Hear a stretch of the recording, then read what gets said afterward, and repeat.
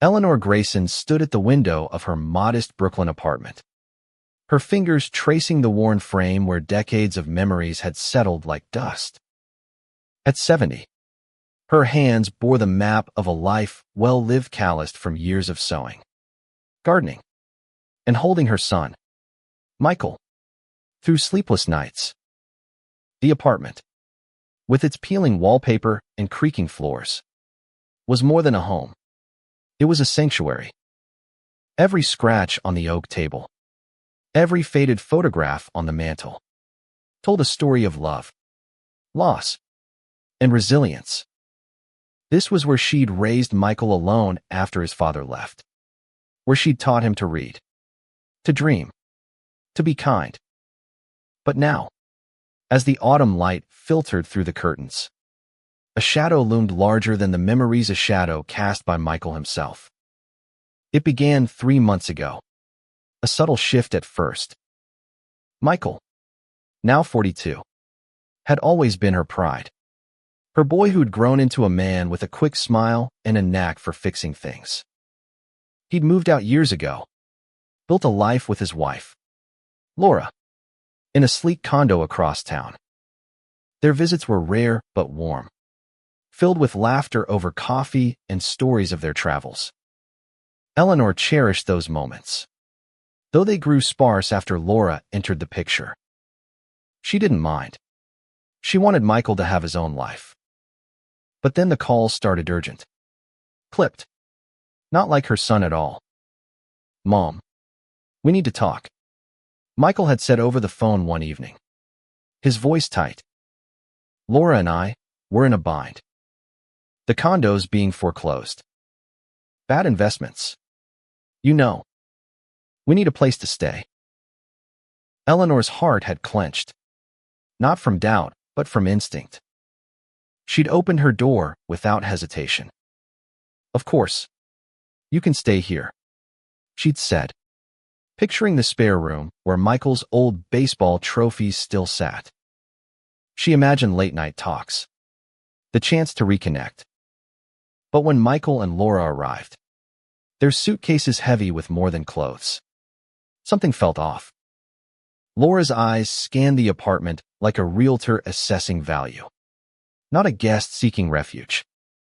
Michael avoided Eleanor's gaze, his shoulders hunched as if carrying a secret. The first weeks were tense but manageable. Eleanor cooked dinners, hoping to bridge the gap. She made Michael's favorite pot roast, but Laura pushed the plate away, citing her vegan diet. Michael barely ate, his eyes darting to his wife as if seeking permission.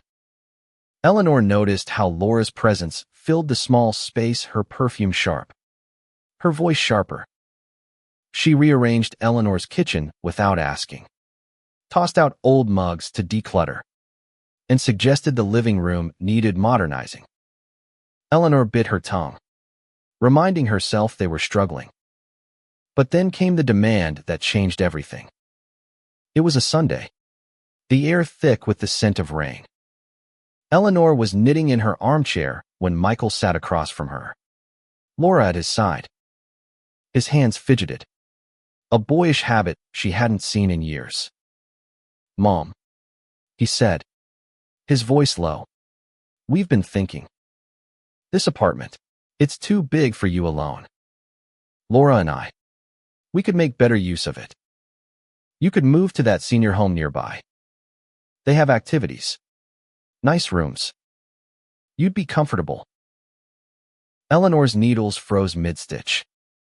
The words hit like a slap, but she kept her face steady, a skill honed from years of swallowing pain.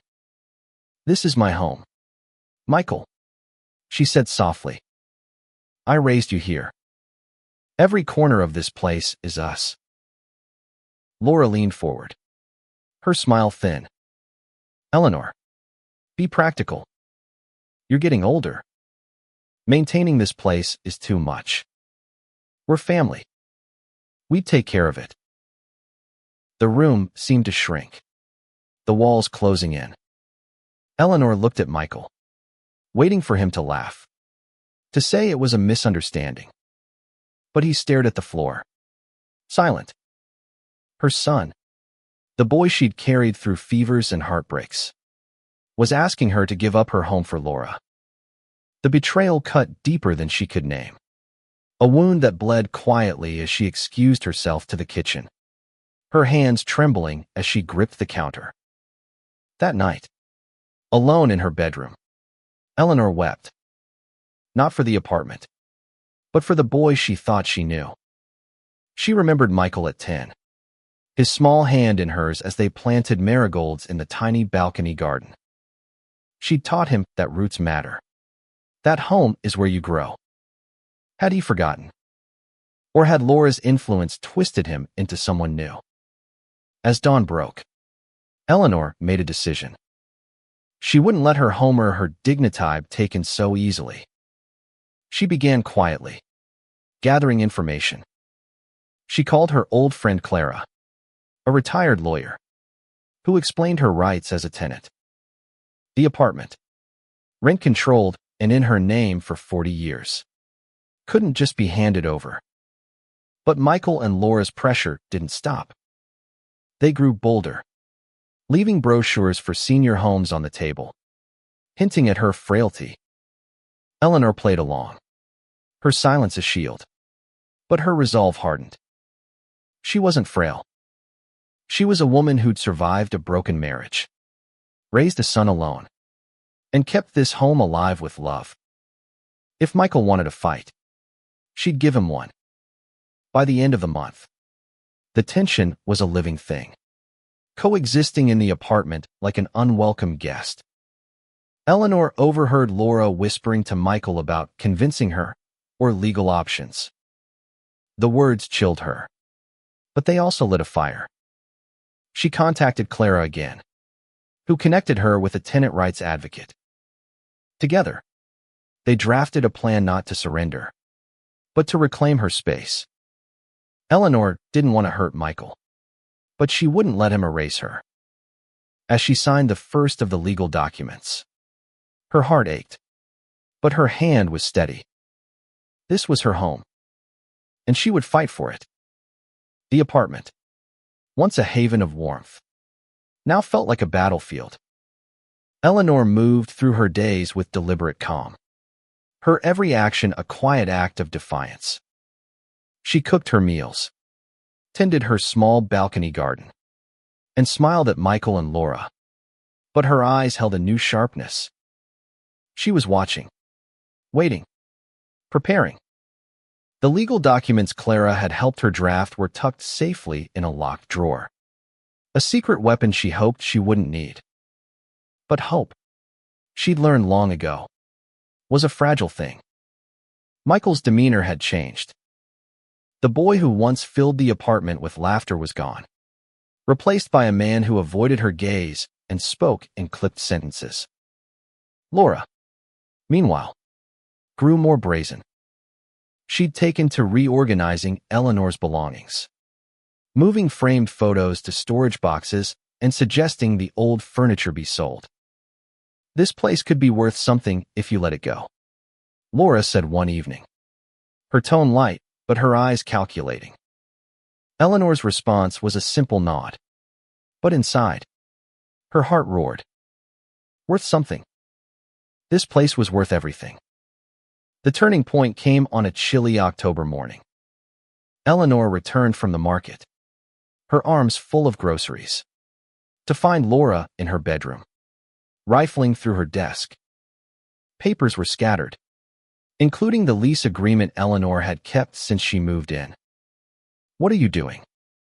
Eleanor asked, her voice steady despite the violation. Laura didn't flinch. "Just tidying up. You really should digitize these."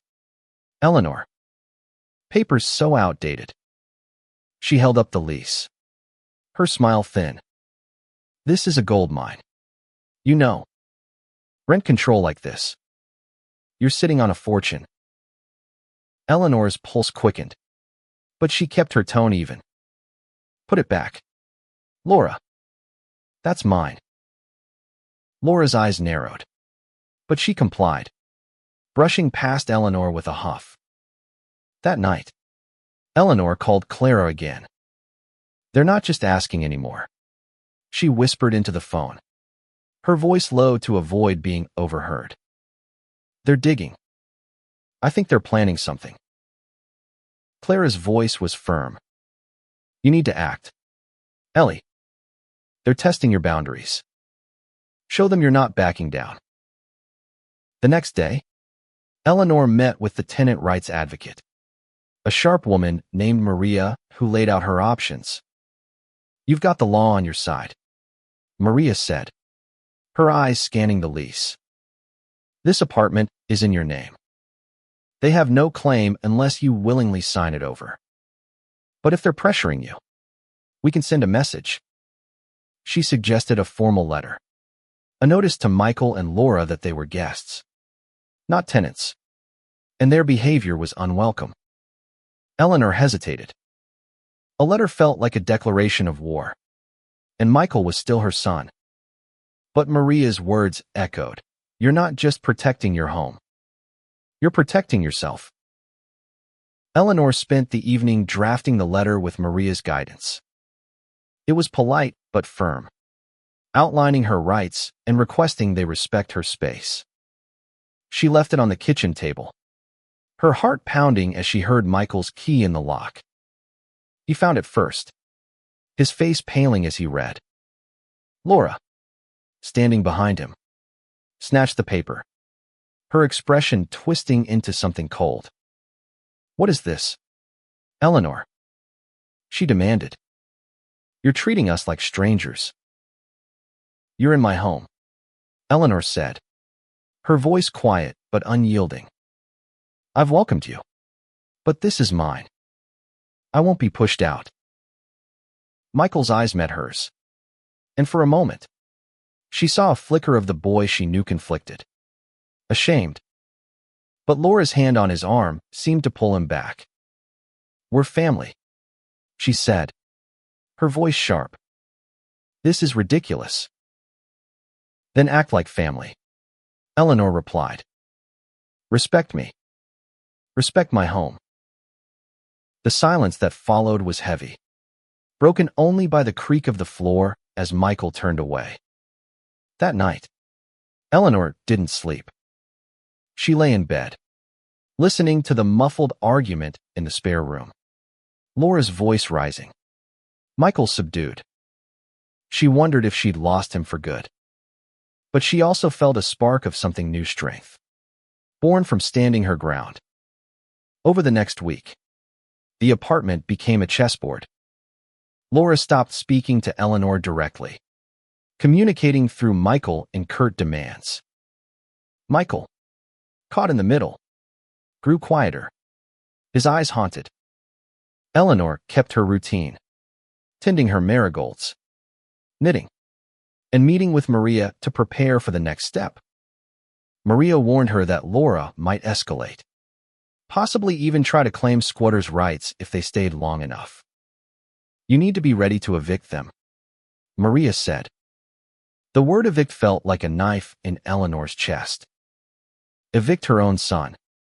But as she watched Laura rearrange her life, piece by piece, she knew she might have no choice. By the end of the week, Eleanor made her decision. She asked Maria to prepare the eviction notice, a last resort she prayed she wouldn't need. As she signed the preliminary forms, her hand shook, not from fear, but from the weight of what was to come. She loved Michael, but love didn't mean surrender. She'd built this home with her own hands, her own heart, and she would protect it, even if it meant breaking her own. The eviction notice sat in Eleanor's drawer, a silent promise of boundaries she never thought she'd need to set. Each day, she hoped for a sign that Michael would come back to her, not just to the apartment, but to the bond they'd shared. She left small gestures on the table, his favorite oatmeal cookies, a photo of them at Coney Island when he was 12. But the cookies went untouched, and the photo disappeared, likely tucked away by Laura. The apartment, once alive with memories, now echoed with unspoken accusations. Laura's tactics grew bolder. One afternoon, Eleanor found a real estate agent's card on the counter. The words, "interested in selling," scrawled on the back. She confronted Michael that evening, her voice trembling not with anger, but with hurt. "Did you call them? Michael, are you trying to sell my home out from under me?" He looked away, his jaw tight. Laura thought it was worth exploring. "We're just trying to help, Mom." "Help?" Eleanor's voice cracked. "This is my home. You don't get to decide what's best for me." Laura, lounging on the couch, didn't look up from her phone. "You're being dramatic. Eleanor, we're thinking of your future." The words stung, but they also clarified something for Eleanor. Laura wasn't just a guest overstepping. She was a force dismantling Eleanor's life. And Michael was letting her. That night, Eleanor called Maria. "I'm ready," she said, her voice steady despite the tears. "Prepare the eviction notice. I can't keep living like this." Maria worked quickly, drafting the formal notice that declared Michael and Laura guests with no legal claim to the apartment. It gave them 30 days to leave. Eleanor felt the weight of the decision like a stone in her chest. But she also felt a strange relief. She was taking back her life, even if it meant losing her son. Serving the notice was the hardest moment of her life. She waited until Laura was out, wanting to face Michael alone. He was in the kitchen, sipping coffee, when she handed him the envelope. "Michael," she said, her voice soft but firm. "I love you, but you've left me no choice." He opened it, his eyes scanning the page. For a moment, he looked like the boy who'd run to her after a nightmare, vulnerable and small. "Mom," he whispered, "you're kicking us out." "You asked me to give up my home," she said, tears brimming. "I can't do that. And I can't let you and Laura take it from me." He stood, the envelope crumpling in his hand. "This is because of Laura, isn't it? You never liked her." Eleanor shook her head. "This is about you. Michael, you're my son. I raised you to respect people, to respect me. But you've let her convince you this is okay. It's not." He left the kitchen without another word, and Eleanor sank into a chair, her heart splintering. She'd hoped the notice would shock him into understanding, into apologizing. But when Laura returned and read the document, her reaction was venomous. "You're a selfish old woman," she spat, tossing the papers onto the table. "We're family, and you're treating us like criminals." Eleanor didn't respond. She'd learned long ago that words couldn't pierce someone who refused to listen. Instead, she focused on the days ahead, meeting with Maria to ensure the eviction process was airtight. Michael and Laura had 30 days. But Eleanor knew Laura wouldn't go quietly. She prepared for the worst, installing a lock on her bedroom door and keeping her important documents with Clara. The apartment became a war zone of silence and glares. Michael stopped speaking to her entirely, his presence a ghost in the home they'd once shared. Laura, meanwhile, made pointed comments about legal recourse and elderly neglect. Each word a jab meant to unsettle Eleanor. But Eleanor held firm, drawing strength from the memories embedded in the walls, the laughter, the tears, the life she'd built. She wasn't just fighting for a place. She was fighting for herself. As the 30 days ticked down, Eleanor began to notice small changes in Michael. He lingered in the kitchen some mornings, his eyes on the old photos she'd put back on the mantel. Once, she caught him touching the marigolds on the balcony, his fingers brushing the petals as if remembering. She wanted to reach out, to pull him back. But the eviction notice hung between them like a wall. She could only wait, hoping he'd find his way before it was too late. The 30-day deadline loomed like a storm cloud, each day heavier than the last. Eleanor moved through her apartment with a quiet resolve, her routine a lifeline. She watered her marigolds, knitted scarves for the winter, and met with Clara and Maria to prepare for what might come. Laura's hostility had escalated. She left passive-aggressive notes about family loyalty and made loud phone calls about ungrateful elders. Michael, caught in the crossfire, seemed to shrink, his silence louder than any argument. One evening, Eleanor found him alone on the balcony, staring at the city lights. The eviction notice's deadline was 3 days away, and the tension was unbearable. She stepped outside, the chill of November biting her skin. "Michael," she said softly, "we need to talk." He didn't turn, but his shoulders stiffened. "What's there to say?" "Mom, you're kicking us out." "I'm protecting my home," she said, her voice steady. "You asked me to give up everything. I can't do that. Not even for you." He finally looked at her, his eyes raw with something she hadn't seen in months' regret. "I didn't want it to come to this," he said. "Laura, she convinced me it was the best thing for everyone.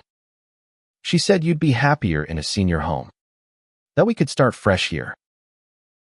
Eleanor's heart ached, but she held his gaze. "And you believed her?" "Michael, this is our home. You grew up here. You know what it means to me." He looked down, his hands gripping the railing. "I know. But Laura, she's my wife. I thought I was doing the right thing." The admission hung between them, fragile and heavy. Eleanor wanted to reach out, to hold him like she had when he was small. But the distance was too great. "You still have a choice," she said. "You can make this right." Before he could respond, Laura's voice cut through the moment, sharp and demanding from inside. Michael flinched, and the connection broke. He went back inside, leaving Eleanor alone with the marigolds and her thoughts. She knew then that the eviction would go through. Michael might regret his choices, but he wasn't ready to fight for them. The final day arrived, and with it, a sheriff's deputy to enforce the notice. Eleanor had hoped it wouldn't come to this, that Michael would leave voluntarily. But Laura's defiance had infected him. When the deputy knocked, Laura opened the door, her face a mask of outrage. "This is a disgrace," she said, loud enough for the neighbors to hear. "She's throwing out her own son." The deputy, unmoved, handed her the final order. Michael stood behind her, his face pale, his eyes on Eleanor. She met his gaze, her own steady despite the tears threatening to fall. "You can still come back," she whispered, too low for Laura to hear. "But not like this." They left that afternoon, their suitcases packed, Laura's voice echoing down the hall with threats of lawsuits. Michael didn't look back, and the sound of the door closing felt like a chapter ending. Eleanor stood in the now silent apartment, the weight of victory hollow. She'd won her home, but at what cost? That night, she sat at the kitchen table, the eviction papers beside her. She traced the words, each one a reminder of the line she'd drawn. Clara came over, bringing wine and comfort.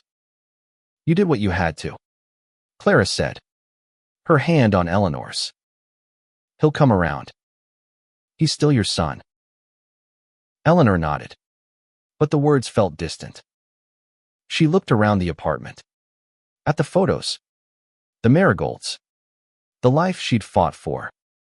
She'd protected her home, But the emptiness left behind was a new kind of battle. As she sipped her wine, she wondered if Michael would ever find his way back, not to the apartment, but to her. The apartment was quiet now. Too quiet. Eleanor moved through her days like a ghost, tending to her routines, but feeling the absence of Michael like a missing limb.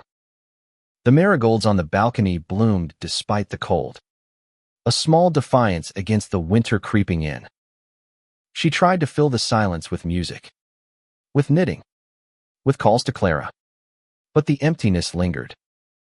She'd won her home, but the victory tasted like ash.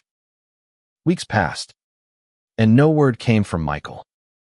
Clara urged her to reach out, but Eleanor refused. "He knows where I am," she said, her voice firm but her eyes betraying her pain. She'd fought for her dignity, but the cost was a fracture in the bond she'd thought unbreakable. She began to question herself. Had she been too harsh? Should she have given in? Let them have the apartment.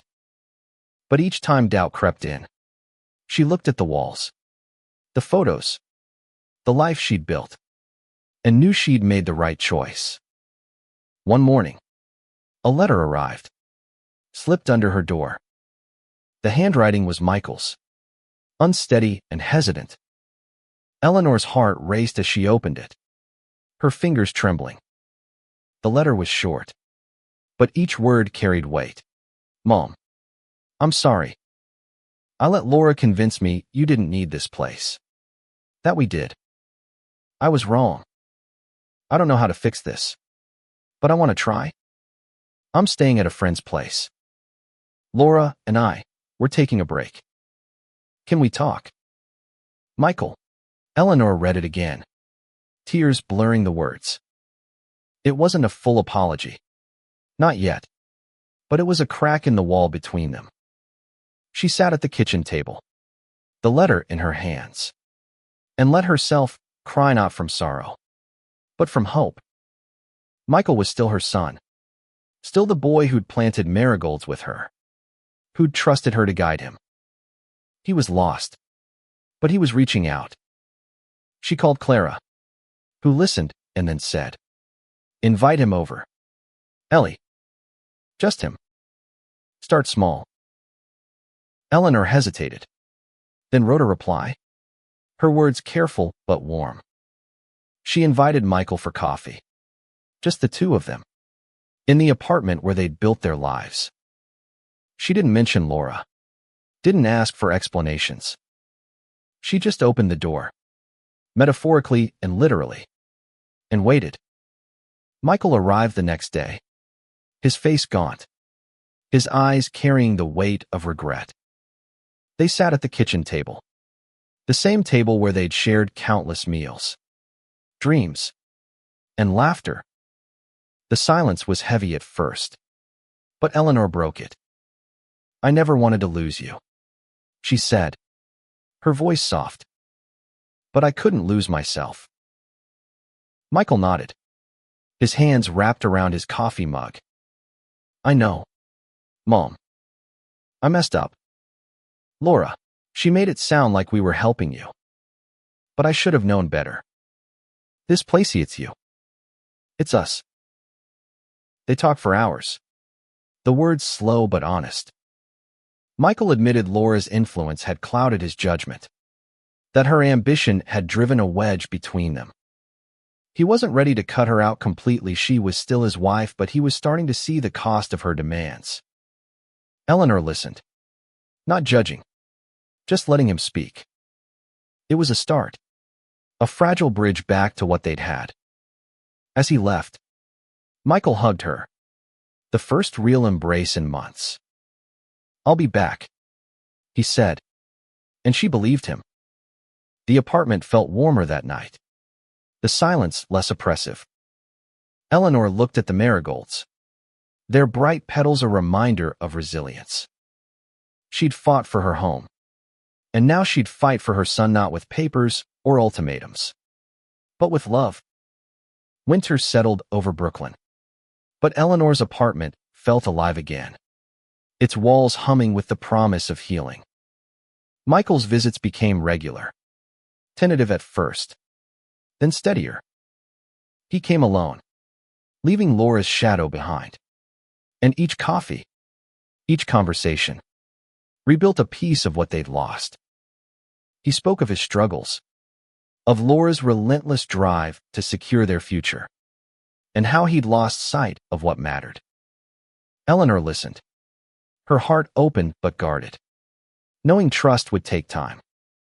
One afternoon, as snow dusted the balcony, Michael helped her repot the marigolds, their hands working together in the soil. "I remember this," he said, a small smile breaking through. "You taught me how to make things grow." "You taught me, too," Eleanor said, her voice soft. "You made me a mother. That's the hardest, best thing I ever grew." He looked at her, his eyes bright with unshed tears. "I'm sorry, Mom, for everything. I don't know if I can fix it, but I want to try." Eleanor reached for his hand, her fingers curling around his. "You're here. That's a start." The apartment, once a battlefield, became a sanctuary again. Michael helped with small repairs, fixing the creaky floorboards and repainting the walls. He didn't ask to move back in, and Eleanor didn't offer she wasn't ready, and neither was he. But the space between them shrank, filled with shared memories and cautious hope. Laura remained a shadow on the horizon. Michael spoke of her less, but Eleanor knew she wasn't gone. One evening, he admitted they were separating, the weight of her demands too heavy for him to carry. "I thought I could make her happy," he said, staring at the floor. "But I lost you in the process." Eleanor didn't press him. She knew healing wasn't linear, that Michael's journey was his own. But she also knew her home was safe, not just in the legal sense, but in her heart. She'd fought for it, for herself. And in doing so, she'd shown Michael what strength looked like. Spring arrived, and with it, new marigolds bloomed on the balcony. Eleanor and Michael planted them together, their hands dirty, their laughter light.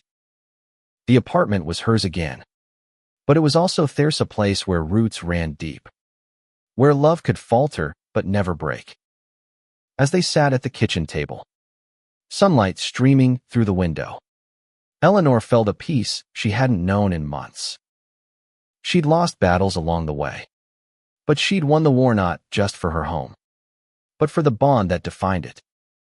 The story of Eleanor and Michael wasn't over.